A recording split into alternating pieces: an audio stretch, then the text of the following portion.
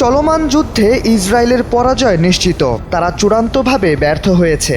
গত এক মাসে যুদ্ধ থেকে পাওয়া তথ্য উপাত্ত বিশ্লেষণ করে এমনটাই জানা গেছে।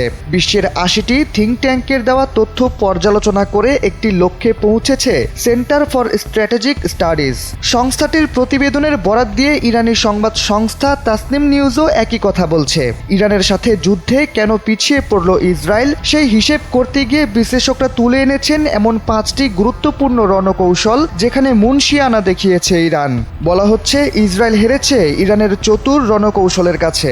যুক্তরাষ্ট্র ইসরায়েল ইরানে ট্যাকটিক্যাল বা কৌশলগত কিছু আঘাত হানতে পারলেও স্ট্র্যাটেজিক বা রণকৌশলের দিক থেকে তারা ব্যর্থ হয়েছে। JBS holdings limited. আর তার সাথে যোগ হয়েছিল ইরানের অভ্যন্তরীণ রাজনৈতিক দাপট, যার কারণে ইরানকে আত্মসমর্পণ করানো কঠিন হয়ে গেছিল।